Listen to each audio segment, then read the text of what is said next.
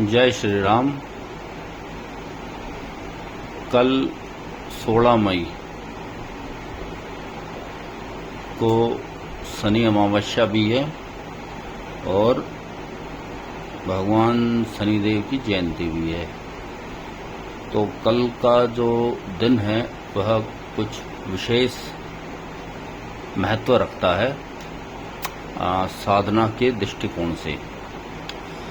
वैसे तो सभी मनुष्यों के जीवन में जो भी कष्ट आता है या प्रतिकूल परिस्थितियां आती है वह सब प्रारब्ध के कारण ही आती है, प्रारब्ध कर्मों के कारण ही आती है। बट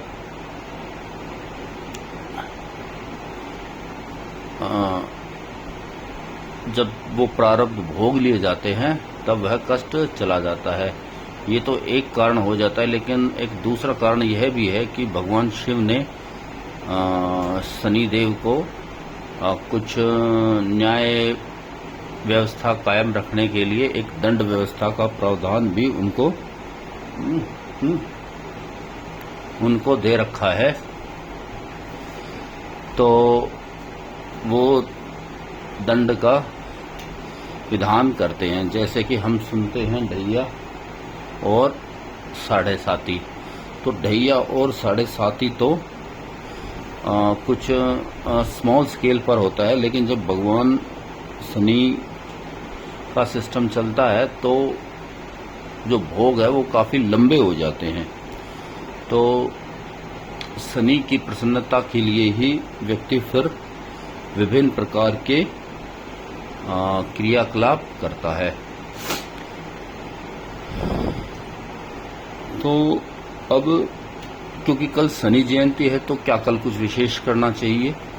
तो सबसे पहले हम ये देखते हैं कि जो शनि देव की जो जैसे 10 महाविद्याओं में उग्र विद्याएं होती है, ऐसे ही अगर हम नव दुर्गा की बात करें, नव दुर्गा जो नवरात्रों के अंदर हम नव दुर्गा की उपासना करते हैं, जिसमें ये लिखा होता है प्रथम शैलपुत्री च द्वितीयम ब्रह्मचारिणम तृतीयम चंद्र घंटेति कुष्मांडेति चतुर्थकम पंचमम स्कंदमातेति षष्ठम कात्यायनीति च सप्तमम कालरात्रि ति महागौरीति चाष्टमम नवम सिद्धिदात्री च नव दुर्गा प्रकृतिता। अर्थात इनके अंदर सबसे उग्र देवी कौन सी है? अगर आप उग्र देवी को देखोगे तो आप पाओगे कि जो सप्तमी देवी है कालरात्रि, वह इनमें सबसे उग्र है और वही भगवान शनिदेव की अधिष्ठात्री देवी है। अर्थात भगवान जो शनि है वह उसी की उपासना करते हैं। तो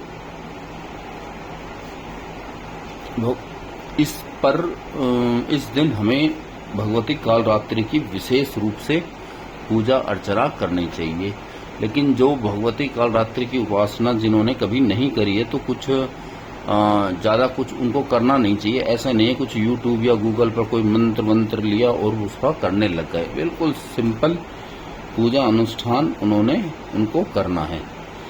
तो सिंपल पूजा अनुष्ठान क्या हो सकता है कि उसके नाम से अर्चन कर देना, कुछ उसके निमित्त दीपदान कर देना। ये तो बिल्कुल ही स्मॉल स्केल पर होता है। फिर भी कुछ विशिष्ट करना चाहते हैं तो क्या होता है कि ये जो विधान है ये आपको कोई नव दुर्गा का मंदिर हो या कोई भगवती कालरात्रि का हो मंदिर या कोई शक्तिपीठ हो, जैसे विंध्याचल हो गया, कामाख्या हो गया या कोई भी शक्तिपीठ हो, वहां पर यह आपको विधान करना है। और अगर ये स्थान उपलब्ध ना हो सके तो घर में भी श्रद्धापूर्वक ये किया जा सकता है, लेकिन कोई विशिष्ट मंत्रों का अनुष्ठान इसमें आपको करना नहीं है। इसमें क्या है, भगवती कालरात्रि का जैसे स्वरूप बिल्कुल काले रंग का होता है, तो आपको उनको एक काली साड़ी अर्पित करनी है, लाल वस्त्र नहीं चढ़ाना है। और भगवती कालरात्रि के जो काल भैरव है उनके निमित्त भी काली धोती या काला ये जो गमछा होते हैं वो चढ़ा लेना है। और अपराजिता का जो फूल होता है उसकी माला वाला ले आने हैं। और जो श्रृंगार है, श्रृंगार में भी अगर काले रंग के जो श्रृंगार हो तो वो आपको कर लेना है। श्रृंगार में भी जो मतलब अगर काले रंग अवेलेबल हो जाए तो वो ज़्यादा है, बढ़िया है। सिंदूर नारंगी रंग का हो तो वो श्रेष्ठ होता है। तो ये सारी चीज़ अर्पित करनी है। 7 दिए दीपदान करना है, यानी कि 7 दीपक भगवती के निमित्त दीपदान करना है। और दीप में सरसों का तेल इसके अंदर लेना है। और जो बात है, बाती जो जिसको हम बोलते हैं, वो हो सके तो काले रंग की हो, काले सूत जिससे भी बनी हुई हो, सूती वस्त्र उससे बनी हुई हो, वो श्रेष्ठ होगी। इसके अंदर उसमें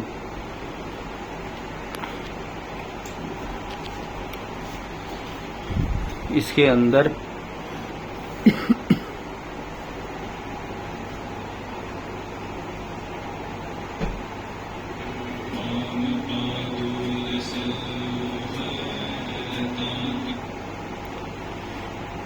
इसके अंदर आपको 2 लौंग डाल लो चाहे दीपदान में, 2 इलायची ले लो। इस प्रकार से आपको थोड़ा सा कपूर डाल लेना है। इस प्रकार से ये दीपदान करना है। दीपक को भूमि पर ना रख करके कुछ चावल ओवल या काले तिल पर रख लेना है। और दीपक में सरसों का तेल ही यूज करना है। मिठाई जो नैवेद्य का भोग लगा वह भी कुछ काले रंग की मिठाई होनी चाहिए, जैसे काला जामुन या इस प्रकार, या खोए से बनी मिठाई भी हो सकती है, यानी कि संख्या 7 हो। ये आपको ध्यान रखना है। आगे कि इसमें कुछ बलि का भी आ जाता है, तो नींबू की या जायफल की या नारियल की बलि आपको वहाँ पर अर्पित कर सकते हो।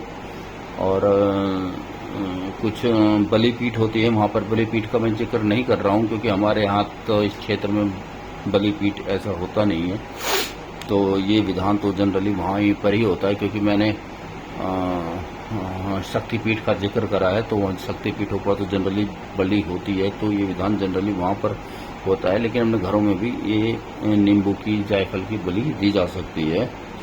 एक ये भी होती है कि एक इसके अंदर आप ये भी ऐड कर सकते हो कि जो भगवती की योगिनियाँ होती है, योगिनियों के बड़ी प्रसन्न होती है, अगर उनके लोहों का पात्र लेकर के उसके अंदर शुद्ध गोघृत मिला करके अगर गुप्त रूप से वह दान किया जाए तो उससे योगिनियाँ बड़ी प्रसन्न होती है।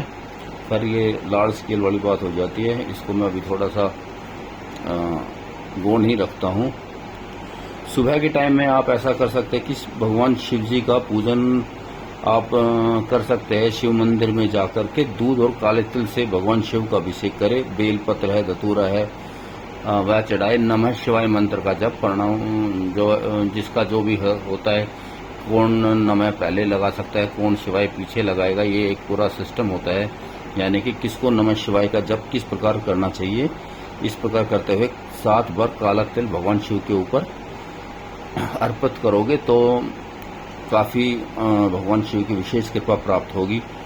इसमें सुबह के समय में ही, यानी कि जिस समय सूर्योदय निकले, सुबह भगवान जो शनि देव के लिए जो पीपल का वृक्ष है, वहाँ पर 7 दीपक जो तेल के होते हैं वो भी वहाँ पर भी दीपदान आप कर सकते हो। विशिष्ट कृपा प्राप्त होगी। और 7 बार भगवान शनि की अगर आप उसकी पीपल की परिक्रमा करते हो तो इससे शनि दोष में अत्यंत सहायता मिलती है। इसमें हनुमान जी का भी एक विशिष्ट अनुष्ठान आप कर सकते हो, जिनके ऊपर भी शनि का कुछ प्रकोप या शनि के कुछ शांति के लिए 11 पान के पत्ते जो होते हैं उसकी माला बना करके हर एक पान के पत्तों पर राम लिखना है। राम बीज मंत्र के साथ लिखना है, यानी कि राम मैं पूरा नहीं लिखना है, यानी कि रा और उसके ऊपर अंक की बिंदी करके और 11 बार हनुमान चालीसा का पाठ करके अगर ये हनुमान जी के मंदिर में चढ़ाया जाता है तो इससे भी शनिदेव की विशिष्ट कृपा हमें प्राप्त होती है। धन्यवाद।